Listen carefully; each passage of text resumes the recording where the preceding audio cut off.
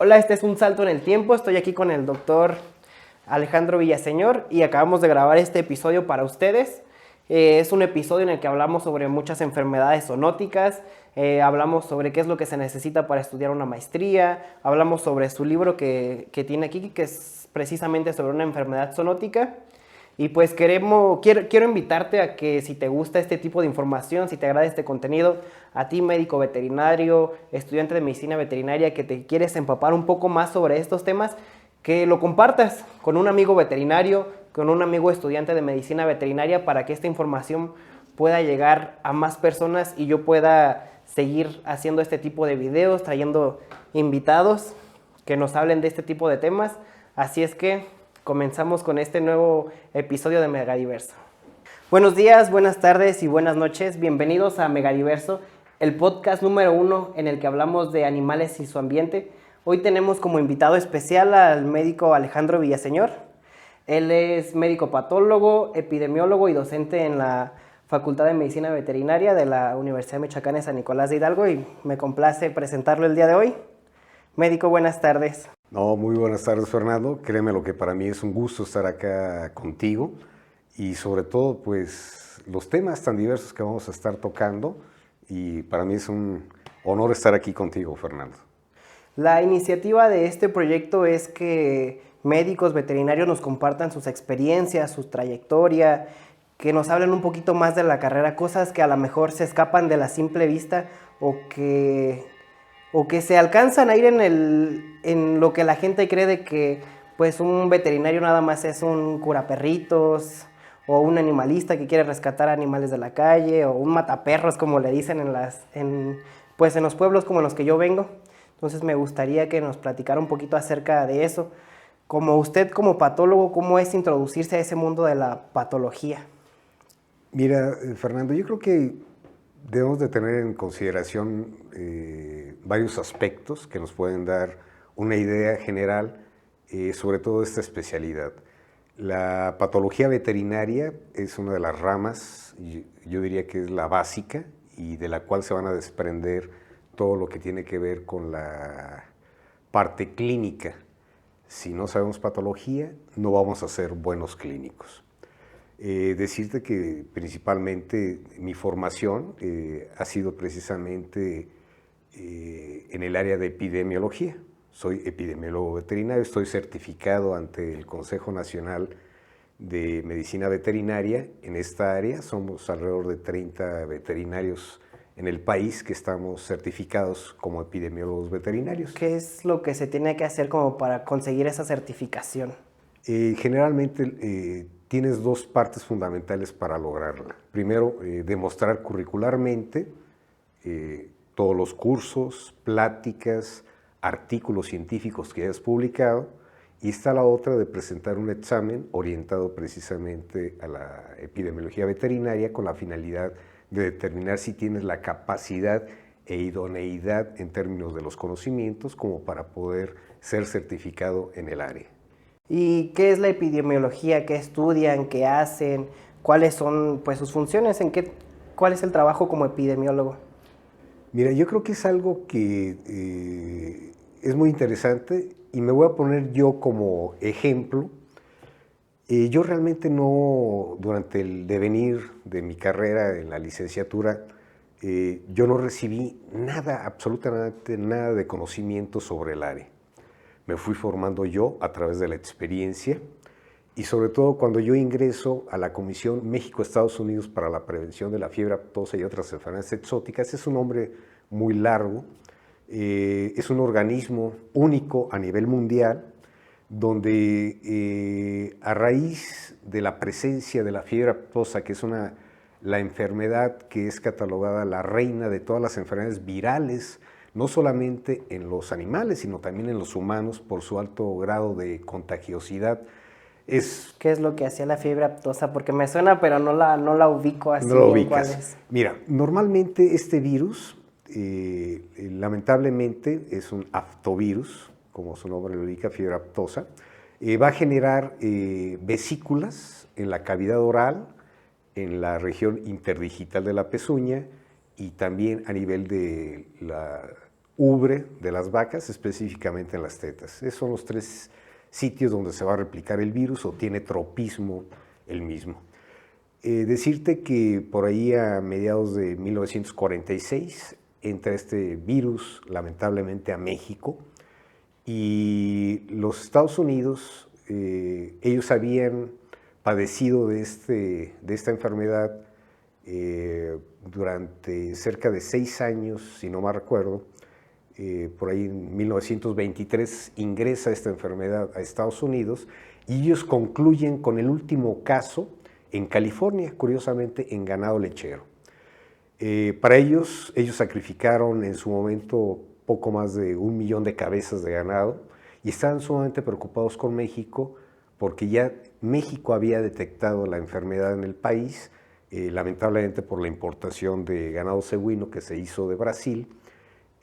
Por ahí a principios de 1946 llega ese embarque. Hay una especie de cuarentena en la isla de Sacrificios que está enfrente del puerto de Veracruz.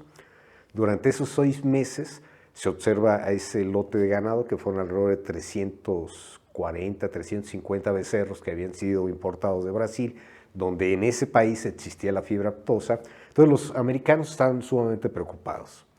Cuando ya en México se hace el diagnóstico de la enfermedad, se declara oficialmente el 28 de diciembre, recién colocada la banda presidencial, el licenciado Miguel Alemán, declara él oficialmente la presencia del virus de la fiebre aftosa en México. Los americanos estaban sumamente preocupados por el impacto económico que hubo en Estados Unidos.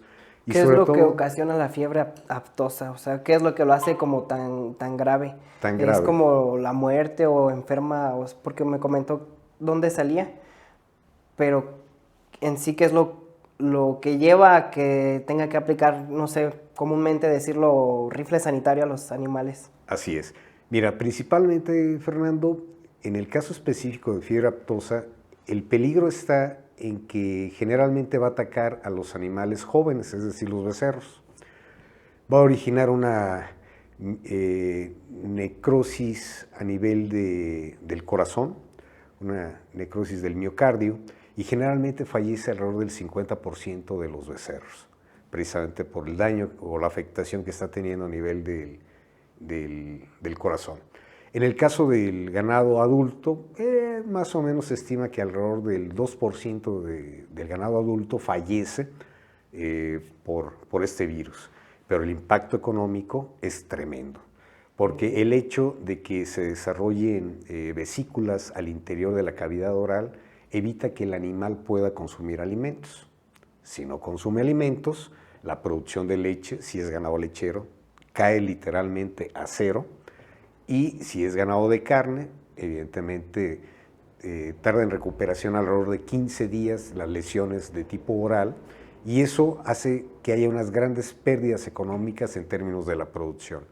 Por eso es tan peligroso el virus, porque durante 15 días en lo que resulta el proceso de reparación tisular de las lesiones es el impacto económico.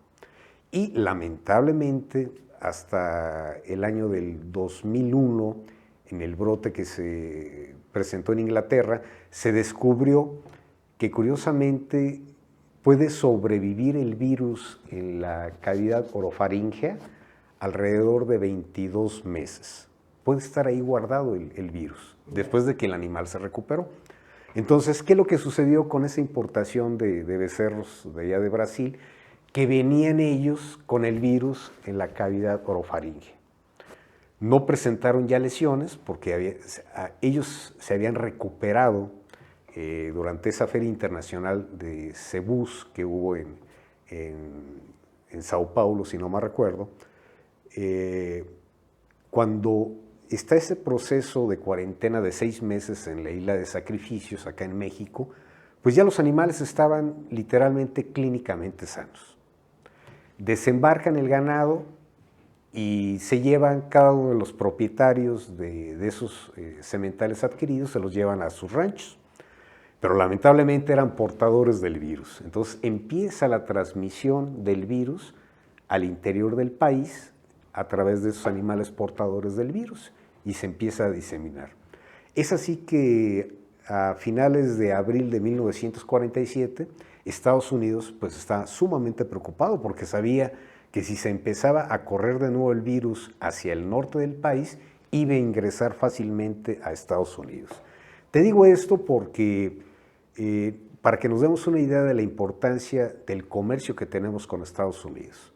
Cerca de 1.200.000 cabezas de becerros les estamos vendiendo a los americanos cada año. Sí. Somos los únicos países donde existe ese intercambio de animales en pie que cruzan una frontera entre dos países. Y eso es de destacar porque, en definitiva, las enfermedades que padecen nuestros animales, pues es lógico pensar que los americanos quieren evitar que entren a su país por el impacto económico. Regresamos de nuevo a 1947. Es a través del Senado de Estados Unidos y el Senado mexicano que firman un acuerdo para la creación de la Comisión México-Estados Unidos para la erradicación de la fiebre aftosa. Fíjate el término, erradicación. Actualmente cambió en 1984 a Comisión México-Estados Unidos para la prevención de la fiebre aftosa. Ahí es donde está la clave de esta parte. Nosotros en el 2003 ingresamos a CPA, que así es como se le conoce a este organismo, y literalmente una parte del presupuesto que tiene disponible para las cuestiones operativas de la vigilancia epidemiológica de enfermedades por parte de CPA proviene de la Embajada de Estados Unidos en México. Ellos digamos que aportan una cantidad X de dólares y el gobierno mexicano aporta otra cantidad y es así como se contrata a los médicos veterinarios que prácticamente son alrededor de 50 médicos veterinarios que están sumamente especializados para atender cualquier emergencia de alta morbilidad o alta mortalidad, no solamente en el ganado, sino también en cerdos, en aves. Y ahorita, pues lamentablemente tenemos la presencia del H5N1 en el país. Y esto lamentablemente es transmitido por las aves migratorias. Como sabemos, a partir del mes de octubre, noviembre, empieza la migración desde Canadá y Estados Unidos de aves, que se estima que son alrededor de 2.000 millones de ejemplares que cruzan el espacio aéreo de México rumbo a Centro y Sudamérica. Nosotros como país tardamos alrededor de 7 años a partir de la creación precisamente de la CPA en lograr erradicar la fiebre aftosa de nuestro país. Erradicada. Erradicada al 100%. Costó mucho trabajo, se sacrificó cerca de 1,5 millones de cabezas entre porcinos, bovinos, caprinos, borregos, principalmente. ¿Y hay alguna otra forma de erradicarla que no sea como un rifle sanitario o era como de que de ley? Particularmente en México, durante los 2 primeros años prácticamente se utilizó el rifle sanitario.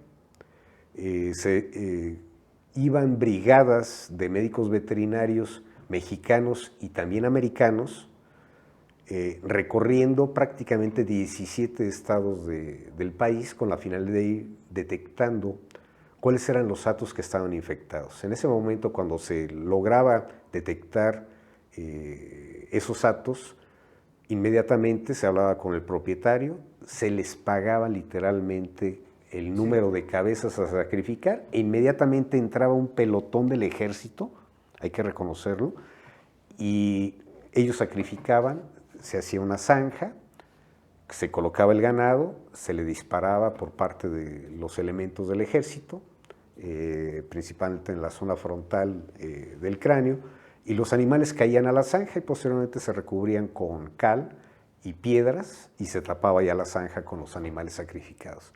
Sin embargo, ocurrió un hecho lamentable aquí en Michoacán. Michoacán nos hemos distinguido por muchas cosas. Cosas muy buenas, pero también cosas muy malas. Y fue el caso del municipio de Senguio, a un costado de Irimbo y de Ciudad Hidalgo y Marabatío.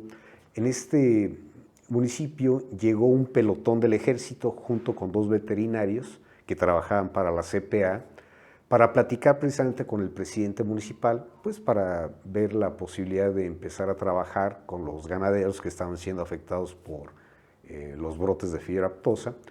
Sin embargo, por ahí pues empezó a llegar gente, pues estaban muy extrañados de la presencia del ejército y de que iban a matar a sus animales, etc.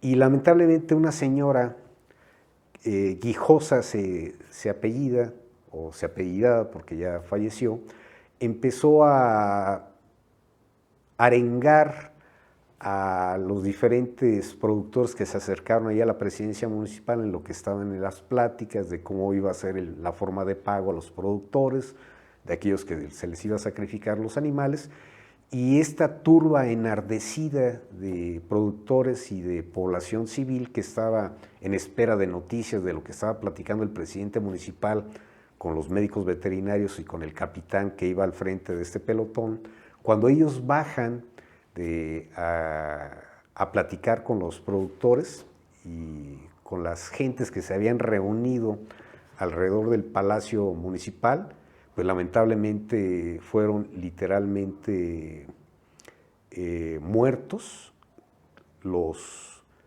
10 elementos del ejército, los golpearon literalmente, murieron de una forma muy salvaje. Esas turbas enardecidas lamentablemente a veces no tienen la conciencia social de lo que significa una campaña con estas características, y lamentablemente los 2 veterinarios y el pelotón del ejército murieron a manos de esa turba de gente enardecida. Sí, me imagino lo complicado que debe ser tratar con pues con la gente. Lo vemos a menor escala con los animalistas que luego se quieren sobreproteger a perros de la calle, que se convierten a veces en un problema, que se hacen jaurías callejeras y pues es muy difícil tratar de razonar con ellos. Así es, muy Fernando. Complejo. Y acá lo que sucedió, de ser un problema sanitario de la medicina veterinaria, se convierte en un fenómeno social. Tuvo que intervenir el general Lázaro Cárdenas del Río para tranquilizar a la población. Hubo una suspensión temporal de la campaña, de todas las actividades, y se tomó la decisión, junto con el gobierno de Estados Unidos, de empezar un proceso de vacunación. Como recordarás, lamentablemente en aquel entonces pues, no había disponibles inmunógenos, por ejemplo, como el día de ahora, donde tú puedes tener vacunas atenuadas o con virus vivo modificado, y lo que se utilizó en aquel entonces fue un virus muerto. Se vacunaron cerca de 60 millones de animales, pero no vayas a pensar que eran 60 millones el inventario nacional, no.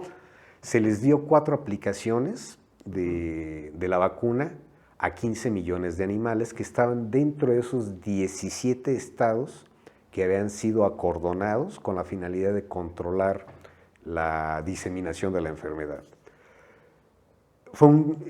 Nunca en la vida de la medicina veterinaria en este país se ha vacunado tantos animales como en su momento ocurrió.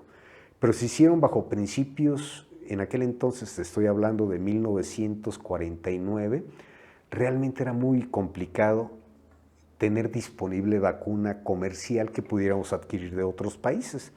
Porque lo curioso de este virus es que una parte de su genoma sufre muchas mutaciones. Es un virus sumamente imperfecto para hacer réplicas del mismo. Entonces, el hecho de que muta, lamentablemente, si tú, uno de los serotipos con los cuales vacunaste a tu población muta el virus, esa vacuna que tú ya elaboraste ya no te sirve, no tiene inmunidad, como decimos, cruzada. Es decir, que si yo aplico un serotipo, por ejemplo, O, no te va a proteger contra serotipos A. Entonces, lo peligroso de esta enfermedad es que el virus está mutando muy frecuentemente, como el caso ahorita que que tenemos actualmente del SARS-CoV-2, ¿cuántas mutaciones ha habido? Ahorita por lo menos ya se han registrado, o por lo menos de lo que he leído, ya tenemos alrededor de 350 mutaciones del virus original que surgió allá en Wuhan, en China. Así es de imperfecto el virus de fiebre aftosa, igual que el SARS-CoV-2, que no logran autorreplicarse copias idénticas al interior de la célula. Y esas mutaciones, pues puedes tener que esos virus que ya mutaron pueden tener una baja patogenicidad o una alta patogenicidad, y eso va a modificar mucho las estrategias para el control de las enfermedades. Pero particularmente en México fue exitoso. Se tuvieron que sacrificar cerca de 140,000 becerros, a los cuales se les inoculó el virus vivo. Y cuando ellos empezaron a presentar las lesiones vesiculares, que es donde hay una gran cantidad de partículas virales, se sacrificaban los becerros. Generalmente lo que se hizo, fíjate lo interesante, o la forma en cómo se elaboró esta vacuna. Se sacrificaban los animales, se les cortaban las lenguas con las vesículas todavía intactas de líquido, donde había miles y miles de partículas virales. Literalmente en peroles gigantescos se colocaban todas las lenguas de esos animales sacrificados. Fíjate, 140,000 becerros que se tuvieron que sacrificar para producir 60 millones de dosis de la vacuna. Eso es súper interesantísimo porque desde el punto de vista histórico, México hizo un esfuerzo que nadie lo hizo en su momento. Y ahorita vamos a platicar un poquito de lo que sucedió después de 1950 a raíz de todo este proceso de inmunización. Lo que se hizo, se maceraban las lenguas, se empezaba a filtrar todos esos líquidos de las lenguas, y posteriormente, ya que se tenía purificado todos esos líquidos con una gran cantidad de partículas virales, se le colocaba formol a ese líquido con el virus para inactivarlo. Entonces, con eso se lograba más o menos determinar la cantidad de mililitros o de partículas virales que había en cada mililitro que se aplicaba al ganado.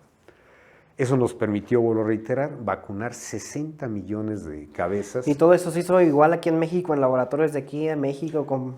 Aquí la tecnología, curiosamente, la doctora Aluja de Schünemann, que curiosamente es una gran médica veterinaria. Fíjate lo interesante, la Universidad Michoacana, si no me recuerdo fue en el 2011, tanto la Facultad de Filosofía como la Facultad de Veterinaria promovimos ante el Consejo Universitario de la Universidad Michoacana que le otorgáramos el grado de doctora honoris causa a la doctora Aline Schünemann, Aline Aluja de Schünemann. Ella era estudiante de medicina veterinaria cuando estaba este problema de fiebre aftosa en México. Y la seleccionaron a ella porque era políglota. Te hablaba francés, inglés, ¿De ella no alemán. venía un poquito de su historia en el libro de patología? Así es, Sí, exactamente. lo leí. Sí, la historia se me hizo conocida. Y la doctora Aline creó una red mundial de protección contra los burros, que es una especie que lamentablemente, pues acá en México ha sufrido mucho maltrato, por las cuestiones de las actividades de trabajo en las cuales están incluidos esos animalitos. Y también crea una especie de consorcio internacional de médicas veterinarias. Fundan este tipo de asociación o de fundación con la finalidad de apoyar a aquellas mujeres médicas veterinarias que desean en un momento determinado proseguir sus estudios de tipo académico, no sé, maestrías o doctorados, a través de esas fundaciones que ella creó. Es como muchas mujeres médicas veterinarias se siguen preparando actualmente. Esto es un ejemplo de vida de la doctora Aline Aluja, y afortunadamente la Universidad de Michoacana tuvo el gusto de otorgarle el grado de doctora honoris causa. Pero vamos a regresar Sí. a lo principal. Ella como estudiante, alguien por ahí la recomendó, porque pues no muchos mexicanos en aquel entonces eran políglotas. Entonces ella se la llevan, iba el subsecretario de Ganadería junto con el director del Instituto Nacional de Investigaciones Pecuarias, junto con ella, que sirvió de traductora. Hicieron una gira de 6 meses por Inglaterra, principalmente en el laboratorio de Pittbright, que es el laboratorio actualmente, digamos, que lleva el liderazgo en fiebre aftosa y sobre todo en la confirmación de casos. Fueron a Francia, estuvieron en Italia, en Alemania, y la doctora, siendo estudiante, sirvió de intérprete para traernos toda la tecnología para la elaboración de vacunas. Eso es muy padre recordar esa parte de la historia de la medicina veterinaria en nuestro país.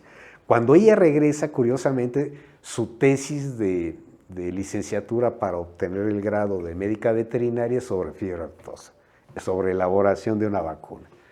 Pues ella participó, ella supo las entrañas de lo que significaba elaborar una vacuna, ¿no? Pobre de sus sinodales ahí. No, pues imagínate, pues ¿Qué ella... le iban a decir? ¿Qué le iban a preguntar a la doctora? Si ella se la sabía de Sí. todo el proceso. Sí. Y eso para nosotros, los mexicanos, fue muy interesante. Curiosamente, en 1950, a la vez de que acá en México estamos en el proceso de vacunación, se presenta la fiebre aftosa en Canadá. Entonces los americanos estaban cuidando su frontera sur, pero también su frontera norte.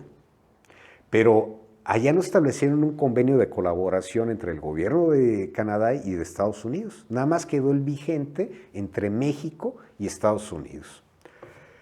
Posteriormente, en 1952, 2 años antes de que ya en México se declarara libre de esta enfermedad, se extiende el virus de fiebre aftosa. Recordamos que estaba en Brasil. Pegadito está Argentina, está Chile, Colombia relativamente cerca, Ecuador, Perú, etc. Y todos los países del cono sur empieza a haber brotes de fiebre aftosa por los intercambios comerciales que existían entre estos países. Y eso propició que se diseminara. Pero la estrategia que ellos utilizaron allá abajo fue vacunación. Quisieron seguir el ejemplo de México, pero nosotros, ¿cuál fue lo favorable? Que simple y sencillamente nosotros utilizamos al inicio el esquema de rifle sanitario. Sí. Y eso nos permitió controlar perfectamente. Sí, pues me imagino que le da mucho avance. Fue un avance impresionante, pero tiene sus implicaciones económicas. En aquel entonces se estima que durante esos 7 años México tuvo pérdidas de aquel entonces, en términos de dólares, de 250 millones de dólares. Entonces, si nosotros lo pudiéramos traspolar a dólares actuales, yo te estaría hablando, Fernando, que no menos de unos 8,000 millones de dólares. Sí. Y eso es peligrosísimo para un país, sobre todo México, que junto con Estados Unidos dependemos los dos, somos los mejores socios comerciales. Nosotros les enviamos los becerros porque somos incapaces de engordarlos acá en México, literalmente, y ellos los engordan y después nos venden las canales. Y es lo que nosotros consumimos a través de esos famosos boutiques donde venden ya los cortes de bovino específicamente, ¿no? La forma en que esos países de Sudamérica iniciaron el control y erradicación de la fiebre aftosa fue lo peor que pudieron haber hecho. Perdieron muchos mercados porque lamentablemente el virus con el que inicialmente ellos inician sus procesos de vacunación muta. Entonces el hecho de que mute el virus de campo que anda circulando y tú ya aplicaste una vacuna con otro serotipo, pues no le sirvió de nada. Sí. Argentina perdió prácticamente toda su comercialización hacia el exterior. Tú puedes comercializar carne, fíjate, Fernando, tú puedes comercializar carne de bovinos infectados con fiebre aftosa. Afortunadamente, el virus es muy lábil. A pHs inferiores de 6.4 ¿Qué quiere se decir inactiva. lábil? Cuando estamos hablando de lábil es que se destruye. Normalmente durante el proceso de autólisis que a nivel celular ocurre cuando un animal muere, cambia su pH, recordemos o recordarás las clases de patología que te di, Fernando. Al interior empieza la degranulación de los lisosomas y esto va a cambiar el pH al interior de la célula donde está el virus. Con ese cambio de pH inferior a 6.4 se inactiva el virus.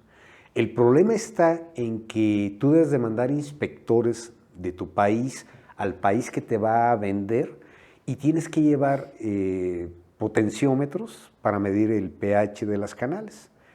Toda aquella canal que tenga un pH inferior a 6.4, no hay ningún problema para tú poder comprar la carne deshuesada, porque lamentablemente va a estar en la médula ósea el virus, porque ahí no hay un proceso o un cambio de pH fuerte para inactivarlo, y lo único que tienes que hacer es comprar la carne deshuesada.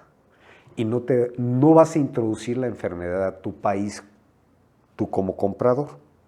Entonces es una ventaja de poder hacer eso. Pero lamentablemente durante el proceso en cada canal hay que estar tomando el pH, de repente se descalibra el aparato. Sí. Y si se descalibra el aparato, pues ya no nos da... entonces ya no nos va a dar las lecturas adecuadas y vas a estar en graves problemas porque vas a meter el virus a tu país, siendo que envías precisamente a tus personal médico veterinario oficial con la finalidad de que constate de que esas canales tengan un pH inferior a 6.4. Yo creo que aquí, ya ahorita, actualmente, hay análisis, hay muchos artículos científicos, principalmente los originados por la Universidad de Davis, acá en California, el doctor Tim Camperter. Él ha estado trabajando mucho con modelaje, sobre todo de qué ocurriría si entrara un virus, por ejemplo, a California, cómo se transmitiría, cuál sería la tasa de infección o de transmisión que ocurriría no solamente al interior de un hato, sino en toda una región. Y particularmente han desarrollado, vuelvo a reiterarte, una serie de escenarios o diferentes escenarios que auguran que cuando entra el virus de fiebre aftosa a un país donde no existe, pues es sumamente costoso para la economía y sobre todo hablando del sector agropecuario, ¿no? Entonces por eso es que necesitamos organismos de vigilancia epidemiológica para enfermedades que no existen en nuestro país. En este caso, la Comisión México-Estados Unidos para la Prevención de la Fiebre Aftosa y otras enfermedades exóticas, porque no solamente se dedica este personal a la parte de detectar los casos de fiebre aftosa, sino de influenza aviar, peste porcina africana, fiebre porcina clásica, Auyeski, entre otras de las muchas enfermedades que ya hemos logrado erradicar aquí en nuestro país. Sí, usted en clases pues, nos comentó eso de las enfermedades que se lograron erradicar en México. Quería que pues, también nos platicara un poquito más de eso. ¿Fue para todas el mismo proceso de hacer como una especie de rifle sanitario, después vacunas? ¿Y cómo es que México sí tuvo la capacidad para erradicar estas enfermedades que en muchas otras partes del mundo todavía pues, están batallando con ellas?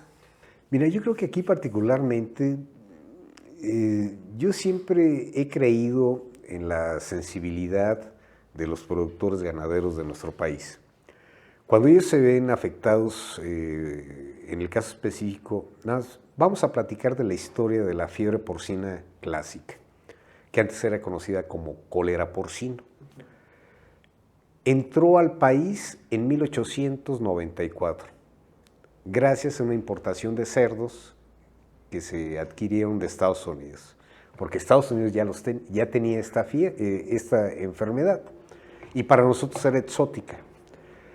Lamentablemente, Transcurrieron cerca de 70 años para empezar a determinar el impacto económico que estaba teniendo la enfermedad en la piara nacional, es decir, en los inventarios de cerdos, sobre todo a nivel de las granjas. Y es así que a principios de los años 70 se empieza con un proceso de vacunación. Este permitió, como la vida útil de una cerda en promedio es alrededor de prácticamente 3 años, con que tú vacunes en una sola ocasión, vamos a pensar, si en una granja tienes 100 cerdas y las vacunas a todas, esas 100 cerdas van a tener diferentes edades y diferentes número de partos.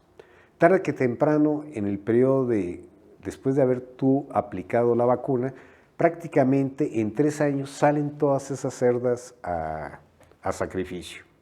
Entonces, con el simple proceso de vacunación que tú hagas en una región, en un país, es suficiente en promedio entre 15 a 20 años para lograr erradicar una enfermedad.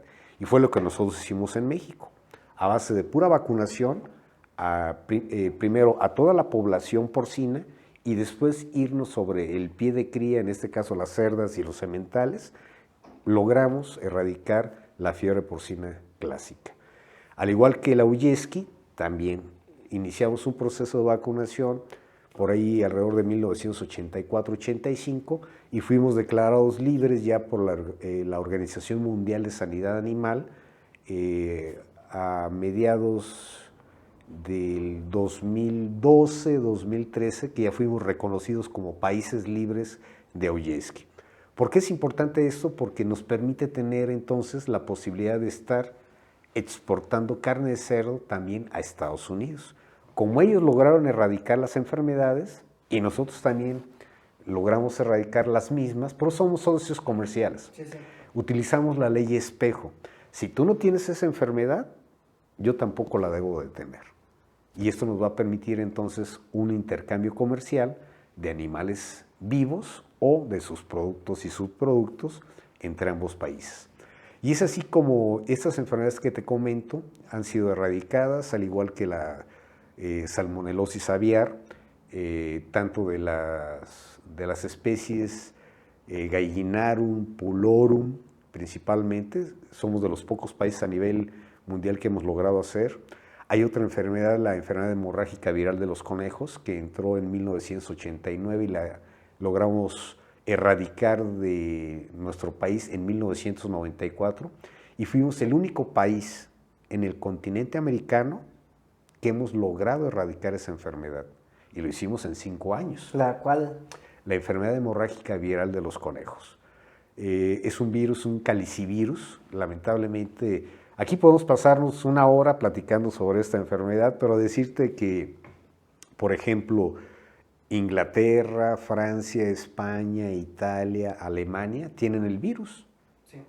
Y nosotros, un país que no tenemos tanta tecnología, tanto recurso económico, logramos erradicar enfermedades y debemos estar orgullosos porque somos los únicos. México está considerado, junto con otros 4 países, como los mejores en términos sanitarios, porque no tenemos enfermedades como fiebre aftosa, pleuroneumonía contagiosa bovina, no tenemos la encefalopatía espongiforme bovina, no tenemos viruela ovina y caprina, y debemos estar muy orgullosos, los productores nacionales, de que somos vistos por otros países como un ejemplo a seguir en las acciones que hemos tenido implementados de vigilancia epidemiológica de aquellas enfermedades que tienen un alto impacto sobre la producción de los animales. ¿Y a qué le atribuiría a usted que México se encuentra pues ese nivel tan vanguardista de protección a la salud de su ganado? Mira, yo creo que aquí básicamente ha sido la sensibilización que han tenido los productores y sobre todo el apoyo que ha habido por parte del gobierno.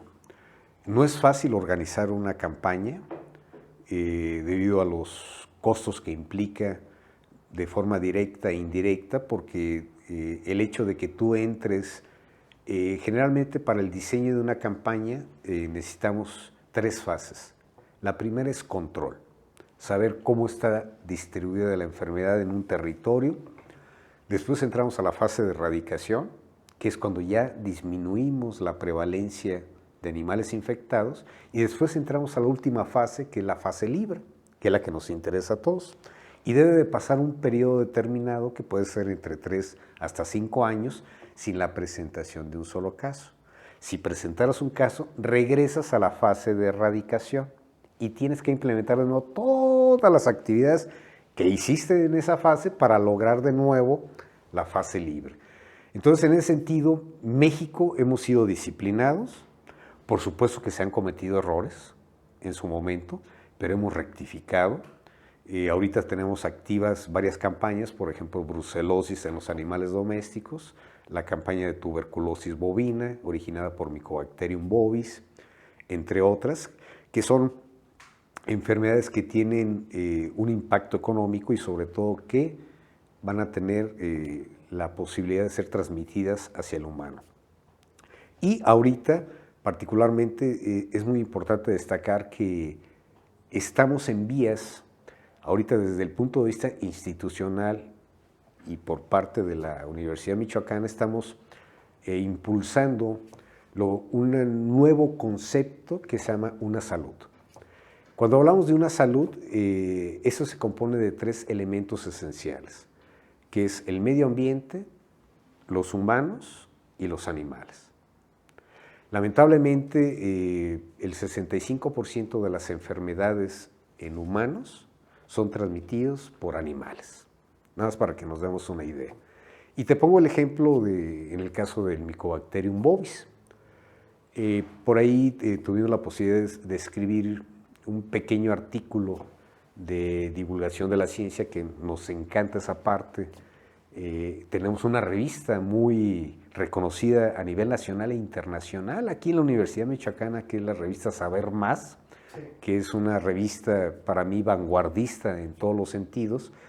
Y nos hicieron la invitación el doctor Horacio Cano, que forma parte del CEMEP, del Centro de Biología Molecular, de Estudios en Biología Molecular de la universidad, que forma parte de la Facultad de Medicina Veterinaria. Nos invitó con un artículo relativo a la zoonosis. Y es ahí donde hacemos una descripción muy general del Mycobacterium bovis. Es una bacteria que ya tiene presencia en base a los estudios paleopatológicos. Ya tiene más de 150 millones de años esa bacteria en este mundo, y que por alguna situación pues ha resistido cambios climáticos que han ocurrido en el pasado, ha sobrevivido la bacteria. Y ahorita tenemos una campaña específica para erradicar esa enfermedad. Es costosa, por supuesto, pero sobre todo es una enfermedad que debemos de considerar que hay muchos factores, y si más lo consideramos bajo el concepto de una salud, es donde tenemos que interactuar precisamente con la parte de la medicina humana. ¿Cuáles serían como las enfermedades más notorias para destacar en esta nueva visión de una salud? Como para que las personas pudieran tener un acercamiento, una vista más cercana para relacionar esto de que ciertas enfermedades zoonóticas, que son pues transmitidas de animales a humanos. A humanos. Mira, yo te diría que icónicas por el impacto que tiene la brucelosis, más o menos las estadísticas que tiene el sector salud, alrededor de 600 nuevos casos se presentan nada más en Michoacán. ¿La brucelosis viene de dónde y cómo la adquiere el humano? Principalmente va a ser transmitida por el consumo de leche mal pasteurizado, de vacas provenientes o que tienen o están infectadas de brucela, o también de los caprinos. Yo aquí recomiendo, sin lugar a dudas, el proceso de pasteurización, como en su momento lo comentamos en clases. Recordaremos que la pasteurización se lo debemos a Louis Pasteur, ese gran químico que yo creo que debió haber sido un médico veterinario, pero en aquel entonces todavía no existía la carrera, ya existía la carrera de medicina veterinaria, pero pues él, por alguna situación. Curiosamente, Louis Pasteur y Robert Koch, que son los dos grandes microbiólogos del siglo antepasado, trabajaron con enfermedades zoonóticas, curiosamente. Louis Pasteur trabaja con rabia, con anthrax, y el doctor Robert Koch con la tuberculosis bovina, pero también desarrolla la vacuna contra el anthrax. Y curiosamente son enfermedades de animales. Sí. Y eso les permite a ellos recibir, en 1903, Louis Pasteur recibe el Premio Nobel de Medicina, y en 1904, Robert Koch, el alemán, recibe a su vez también el Premio Nobel de Medicina. Eran dos grandes bandas de científicos que estuvieron trabajando mucho en favor de la salud pública, ¿no? Y otra de las enfermedades que originan graves problemas es la rabia. Afortunadamente, México es el primer país que es reconocido actualmente por la Organización Mundial de la Salud y la Organización Mundial de Sanidad Animal como el primer país en el mundo en haber logrado erradicar la rabia en perros, no así en gatos o en vida silvestre. Lamentablemente existe el virus rábico también en los murciélagos hematófagos, el Desmodus rotundus, que es donde generalmente va a estar circulando el virus, y tenemos una campaña a nivel nacional para el control de la rabia paralítica bovina. Hace menos de 15 días tuvimos lamentablemente el deceso de 2 niños en el estado de Oaxaca, precisamente por la mordedura de murciélago hematófago que les transmitió el virus rábico. Lamentablemente 2 hermanitos, creo que el niño tenía alrededor de 8 años y su hermanita de 5 años fallecieron, pero son casos aislados. Y ahorita lo que necesitamos es precisamente incrementar nuestras acciones operativas en campo para el control del vector biológico, que en este caso es el Desmodus rotundus. ¿Y es igual de peligroso, por ejemplo, en gatos? En gatos, lamentablemente por el tipo de comportamiento que exhiben los gatos, de ser muy nerviosos y al sentirse agredidos, son muy violentos, atacan al humano. Hurañas. Son bien huraños, exactamente. Cuando tú los llevas a consulta y ellos se sienten en otro territorio, son muy agresivos. Entonces, no sabes si ese gato está siendo agresivo en ese momento que estás haciendo la inspección o la verificación clínica del animal, levantando su historial clínico, no sabes si esa agresividad es debido a que se siente amenazado o que trae el virus rábico. Entonces, por eso es que ahorita todos los propietarios de gatos deben de tener la conciencia de vacunar a sus ejemplares contra la rabia. El problema son cuando son gatos deambulantes que no tienen dueños, que se vuelven realmente una pesadilla, no solamente para las poblaciones de gatos que tienen propietario.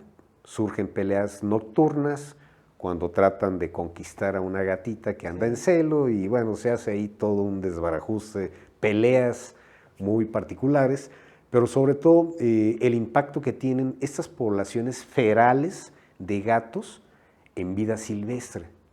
Generalmente van a atacar sobre todo a aves migratorias o en su defecto aves endémicas en una región. Literalmente van a atacar o alimentarse, más bien sería el término, alimentarse de los huevos. Sí, por ahí vi que los gatos eran como una de las principales plagas que acababan con las especies endémicas. Así es, y lamentablemente son pocas opciones las que tenemos. A veces voy a entrar en un área muy controversial.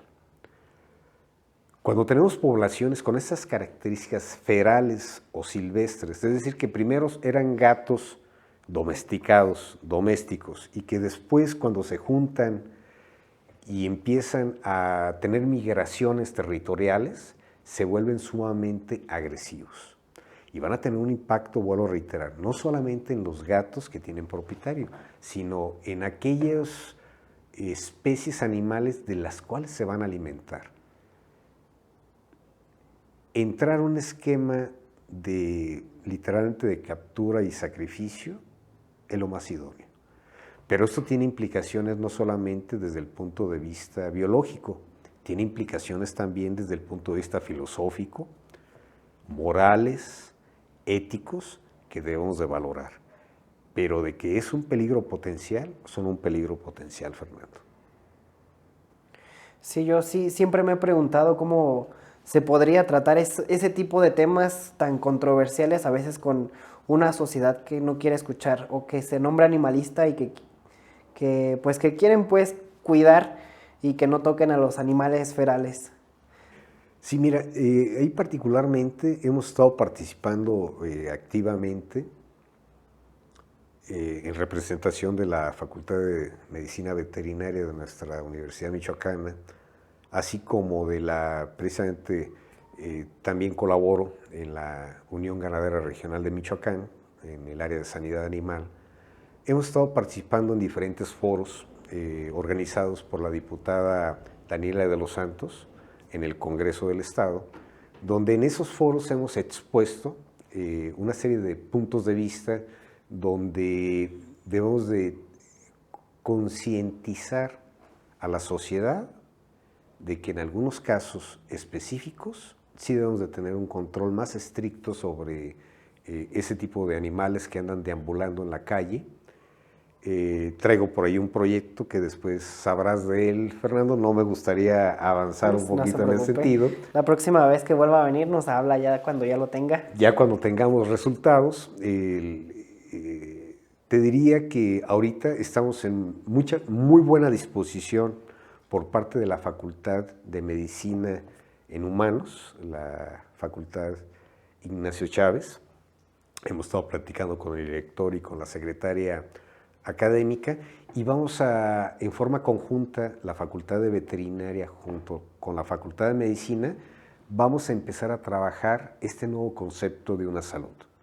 Nosotros necesitamos la participación de los médicos humanos. A veces somos una carrera subvalorada. Nos piensan que son nada más los que curamos a los perritos, a los gatitos, etc. Pero todos los alimentos que se producen en este país, generalmente participa un médico veterinario en toda esa cadena de producción. En materia de vigilancia epidemiológica, somos los médicos veterinarios los que literalmente estamos haciendo los monitoreos en las poblaciones animales para evitar la transmisión de enfermedades de las cuales son susceptibles los humanos de contraerla.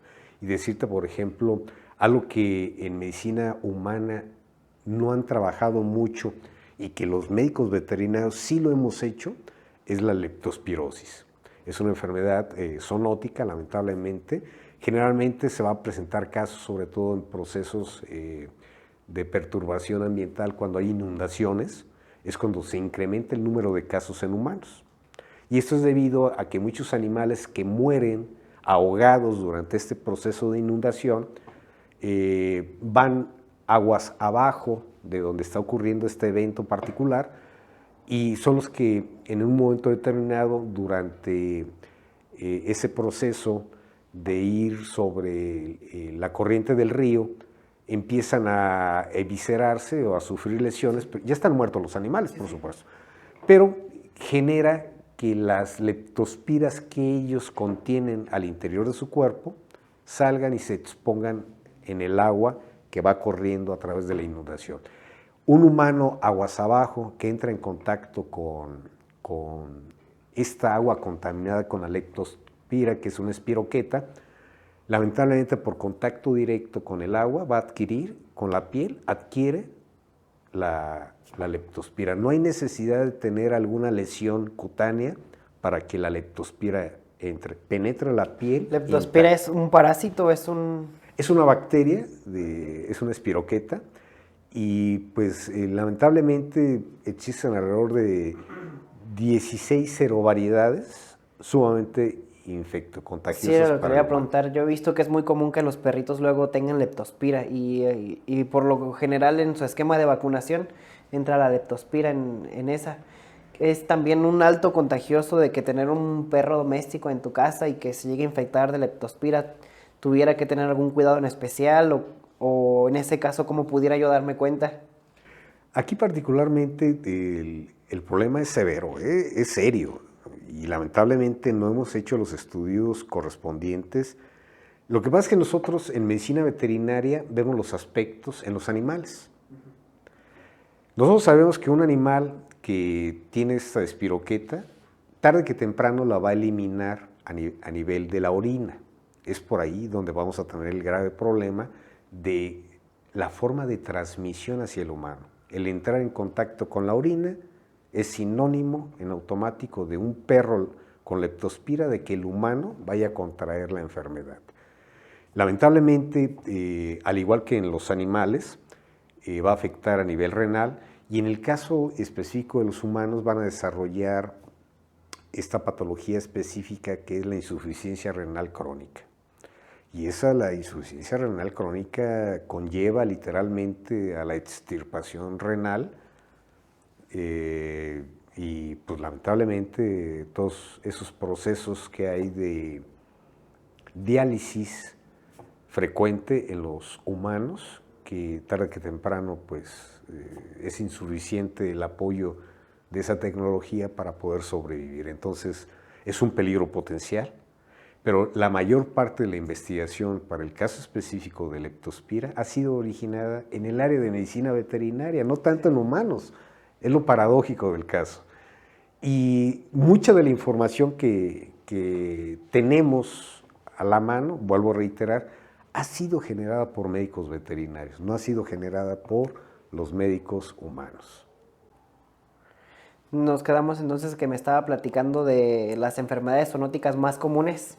Particularmente dentro de las enfermedades zoonóticas va a depender del tipo de agente, si son virus, bacterias, protozoarios, parásitos, hongos, en fin, hay una diversidad de agentes patógenos que van a ser transmitidos hacia el hombre.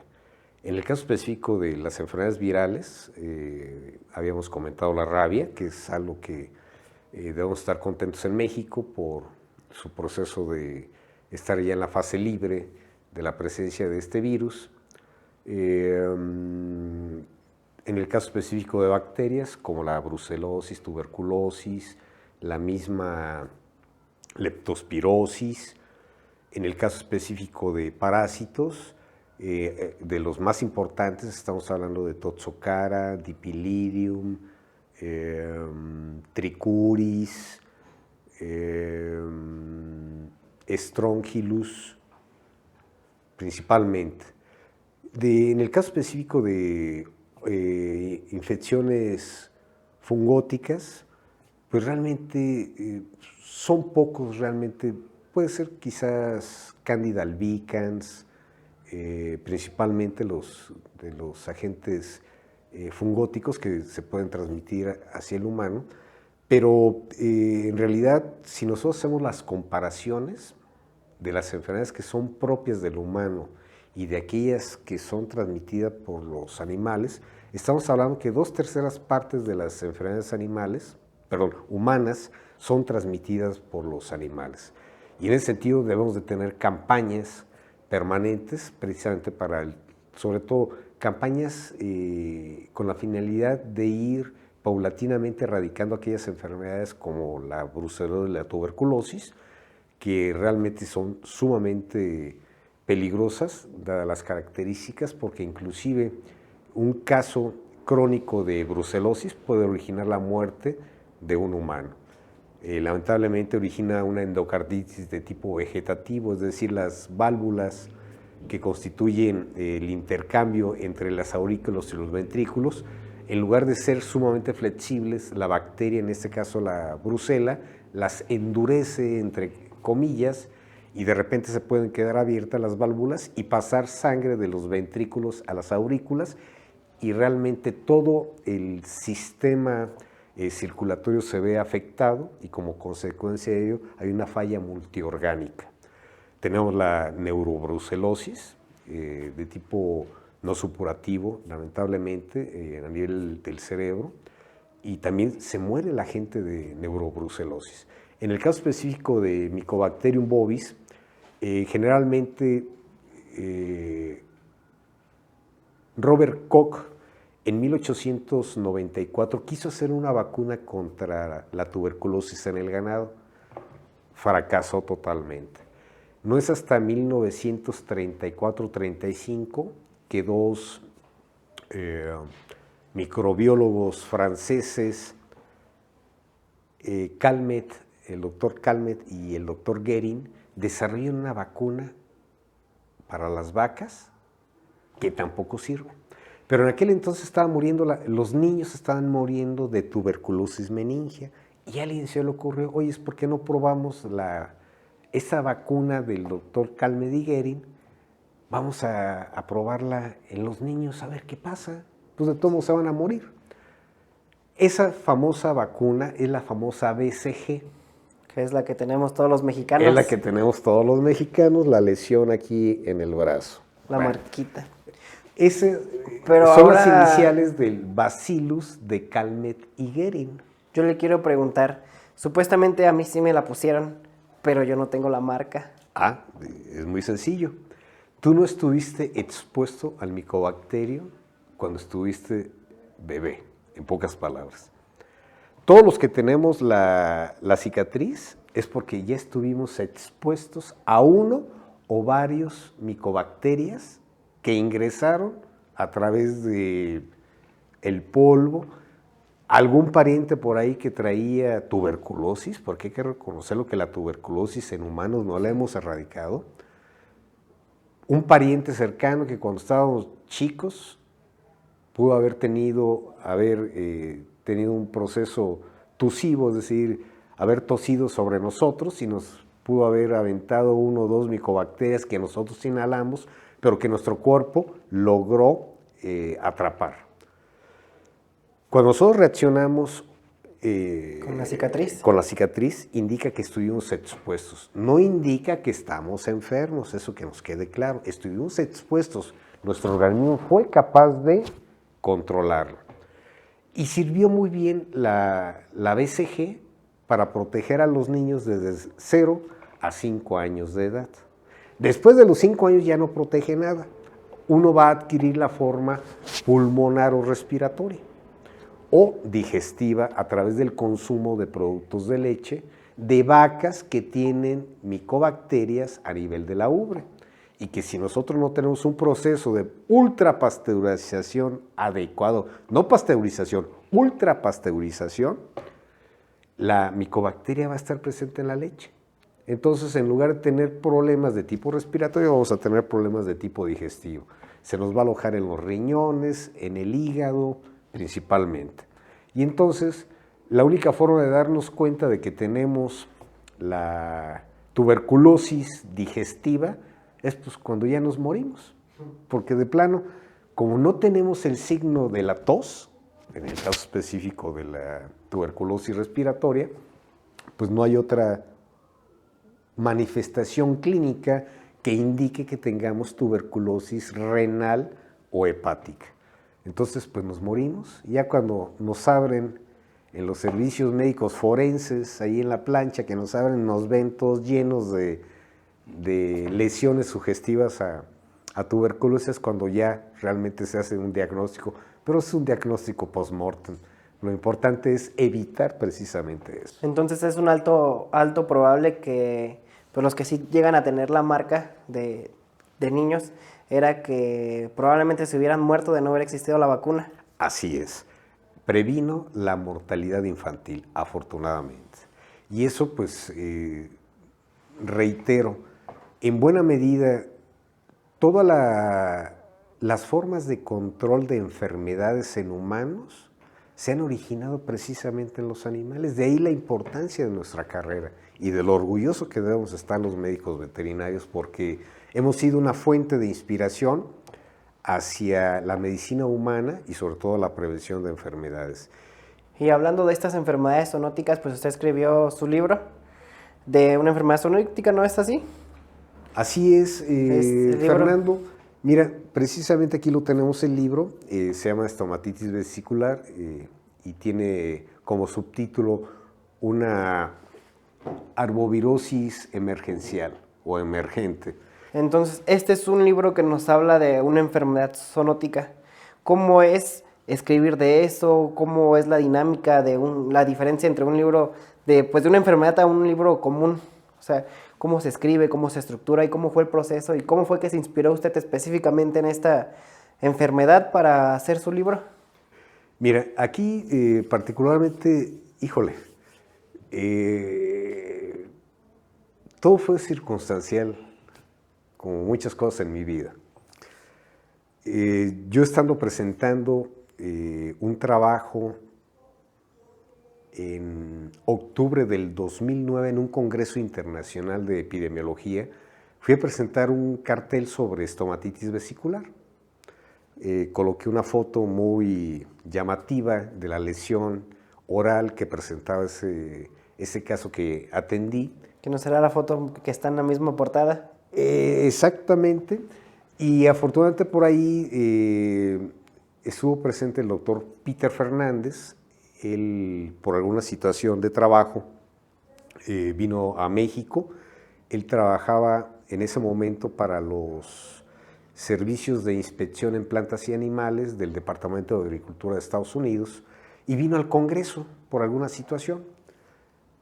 Cuando él estuvo presente ahí, él era representante de Estados Unidos en la Unión Europea y en Asia, en todo lo que tenía que ver la sanidad animal, sobre todo por los esquemas de comercialización que tienen los americanos con otros países a través de los tratados de libre comercio. Él estuvo ahí presente en ese congreso, le llamó mucho la atención el cartel y por ahí el doctor Armando Mateos Pumian, gran amigo mío y uno de los mejores patólogos que yo he conocido, egresado de la UNAM, él trabaja actualmente, ya está jubilado de parte de la Facultad de Medicina Veterinaria y Zootecnia de la Universidad Nacional Autónoma de México, y a través del doctor Armando Mateos, que me hace la señal de que me acercara con otras personas que estaban por ahí, empezamos a platicar, me presentó al doctor Peter Fernández y a su vez él me invitó a colaborar en un atlas de enfermedades animales transfronterizas. Yo con mucho gusto acepté, envié yo material, me enviaron a mí lo que era la parte escrita de ese atlas y pues nos dieron la oportunidad de hacer algunas correcciones de estilo, etc., de este atlas, de esa enfermedad en específico, y pues somos considerados, pues, no me gustaría autoelogiarme, pero sí me considero experto en esta enfermedad. De hecho, estamos ahorita colaborando con los servicios veterinarios oficiales de Australia porque ellos van a hacer un manual, algo similar al Atlas que menciono, que fue publicado por el Departamento de Agricultura de Estados Unidos en forma conjunta con la Organización Mundial de Sanidad Animal, y ahí se describen las 29 enfermedades de las cuales todo país se debe de cuidar. En el caso específico de la estomatitis vesicular, se confunde porque son idénticas las lesiones a fiebre aftosa. Si uno ve un caso de estomatitis vesicular en un bovino junto con otro que tiene fiebre aftosa, son las mismas lesiones. ¿Dónde viene toda esta historia?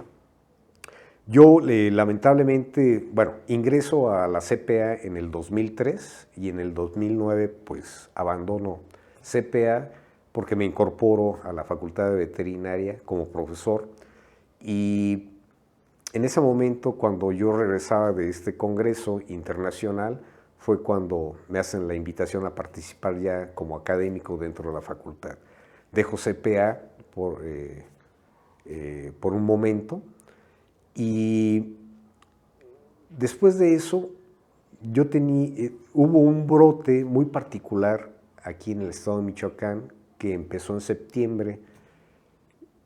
Perfectamente recuerdo la fecha, fue un 8 de septiembre del 2008, cuando me reportaron aquí en Tarímbaro de problemas de mucho tialismo, un exceso de saliva en un bovino, y fue cuando atendimos el caso y fue cuando detectamos el virus de estomatitis vesicular que ya andaba circulando aquí.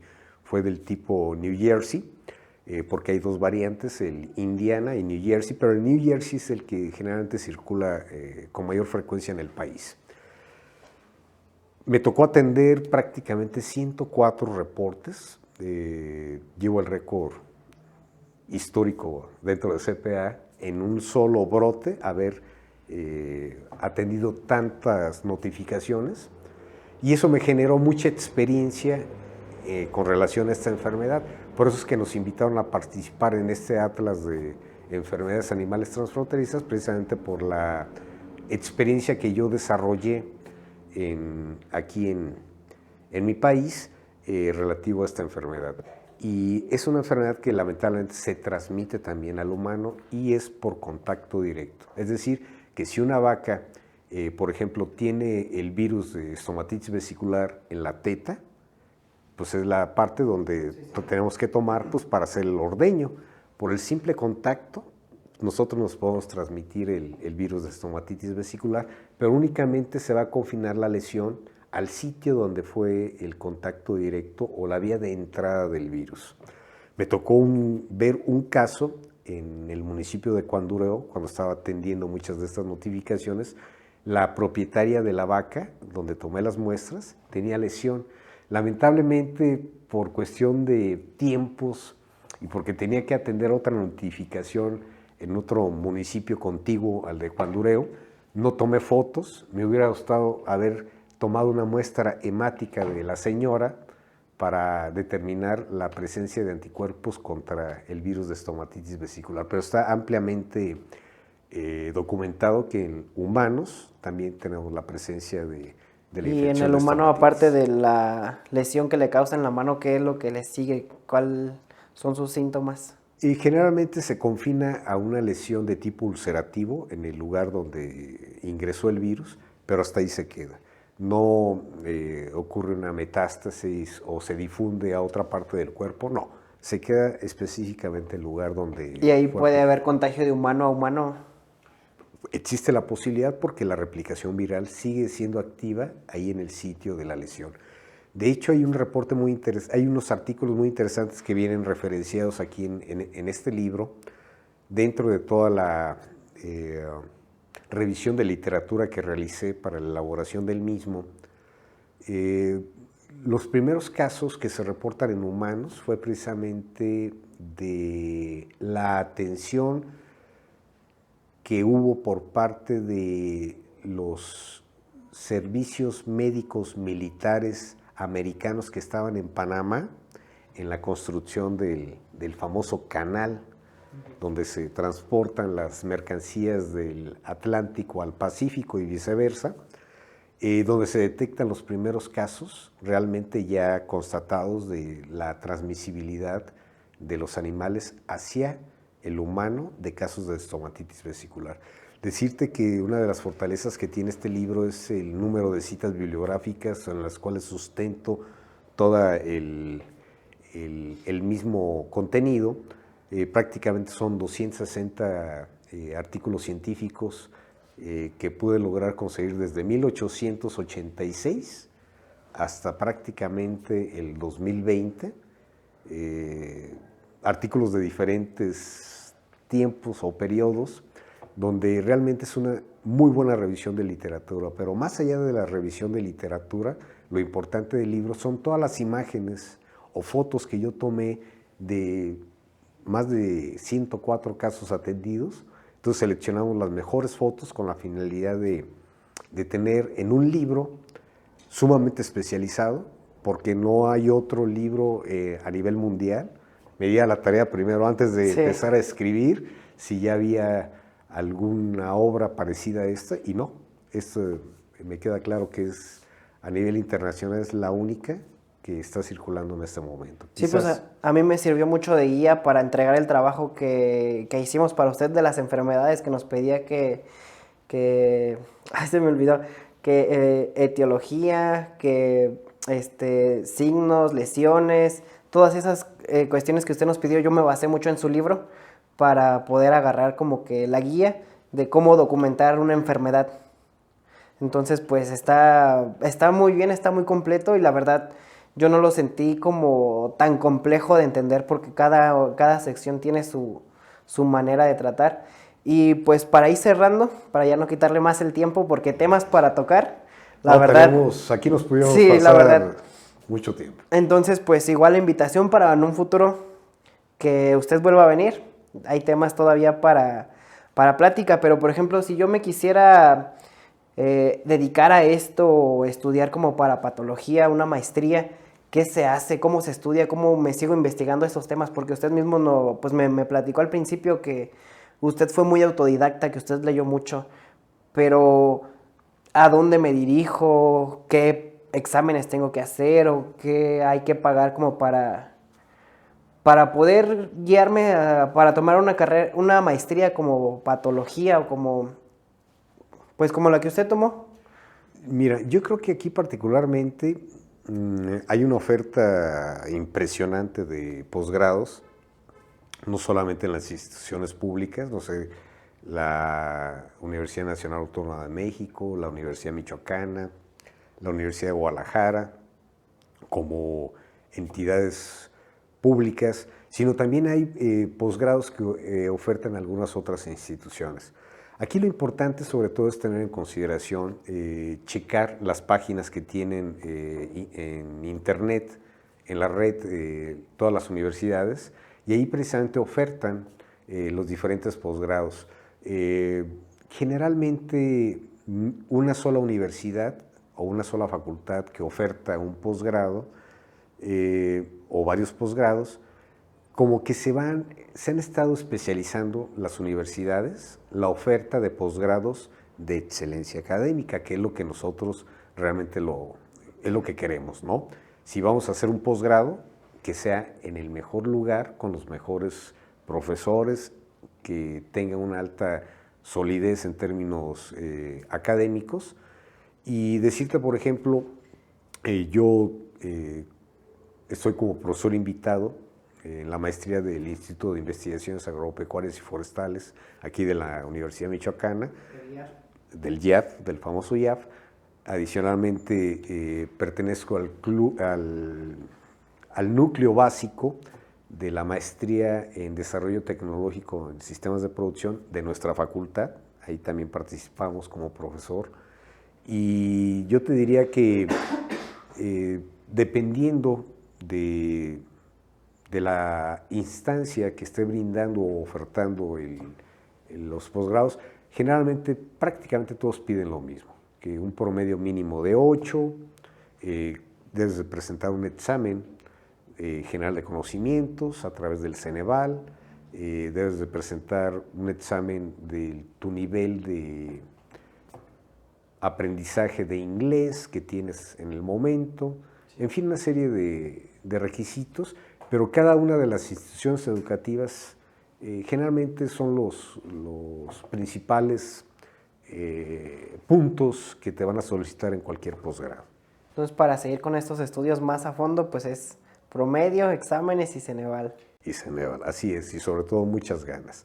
Afortunadamente tenemos las becas CONACYT, que son montos adecuados para poder vivir y estar al 100% en la actividad. ¿Es muy cara la maestría?